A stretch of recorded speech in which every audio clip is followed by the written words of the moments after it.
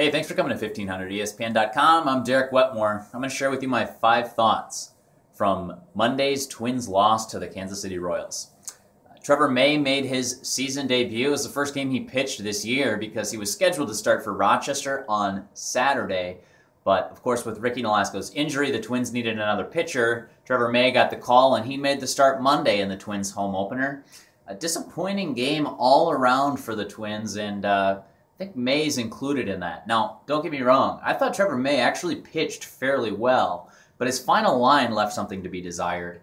I believe it was 5 1/3 innings. He gave up 5 earned runs on 8 hits, and that included a solo home run to former Twins designated hitter Kendrys Morales.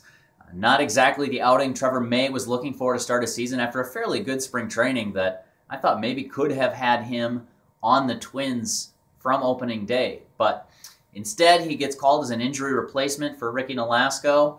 I asked General Manager Terry Ryan before the game if Trevor May's basically pitching here as an audition. You know, if he pitches well for these 2 weeks or whatever that Nolasco's on the DL, could he stick around?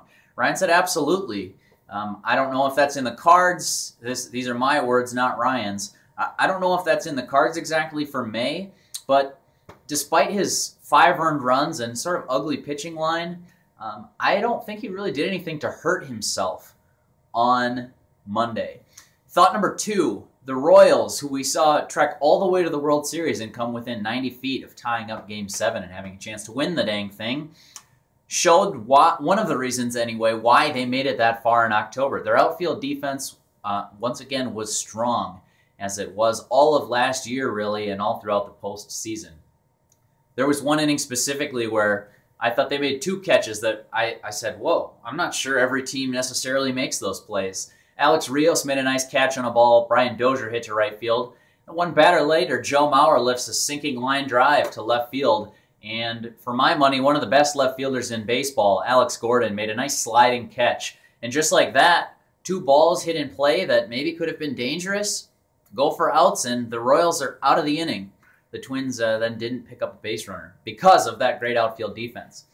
Juxtapose that with the Twins' outfield defense, which I thought was awful on Monday. I think the Twins would say as much too.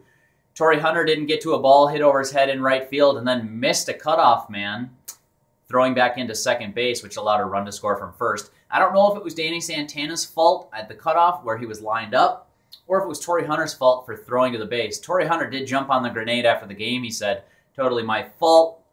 I'm the reason 2 runs scored. That was later that inning. So Torii took responsibility for it. I'm not sure it was Torii Hunter's fault or if it was Santana's, but in any case, an inexcusable mistake. And then Oswaldo Arcia raced for a ball toward the left field line off the bat of Kendrys Morales. Arcia got there in time and probably should have caught it. He slides right at the fair foul line, lets the ball hit off his glove or the heel of his hand for a base hit. And, you know, this is just continuing a trend for the Twins. Sloppy fielding over the weekend has carried into Monday and left for really a pretty ugly baseball game by the Twins in their home opener. Thought number 3, it wasn't just the outfielders who struggled. Brian Dozier made a couple of plays that I think ordinarily we see him make. He's typically a fairly good fielding second baseman, and he made just a couple of flips towards the second base bag that one of them pulled Danny Santana off. Instead of having an inning-ending double play, the Royals ended up with safe all around, and the bases loaded. Trevor May gave up a sac fly before he was then able to get out of the inning. So misplay on defense there cost the Twins a run, even though you can't, quote, assume a double play. It really looked like a play that the Twins' middle infield could have made and didn't. Thought number 4, Trevor Plouffe is now the all-time home run king at Target Field. He hit his 36th blast in the new ballpark. That was a solo shot, and of course it didn't impact the outcome of the game, but it pushed Trevor Plouffe 1 home run ahead of Josh Willingham. Formerly, they were tied at 35 home runs apiece in this big ball yard behind me here. Trevor Plouffe now in sole possession of first place. I wrote about some of the other guys in my 5 thoughts column. I'll share with you here on this video the next guys on the list. After Plouffe and Willingham, of course, who retired this season, Jim Thome, he's got 24. He's also retired. Then it's Brian Dozier with 23 and Justin Morneau with 20. These numbers according to a friend of mine who keeps track of this stuff as a bit of a hobby or an obsession. So I would say Brian Dozier is probably the best bet to catch Trevor Plouffe, but for right now, he's in sole possession by a comfortable margin. Thought number 5, Kevin Garnett threw out the first pitch before the game. He threw it to Torii Hunter, and in fact, the ball was delivered by Apple Valley's and Duke's Tyus Jones. Brought the ball out to the mound for KG, and it was kind of a nice little moment.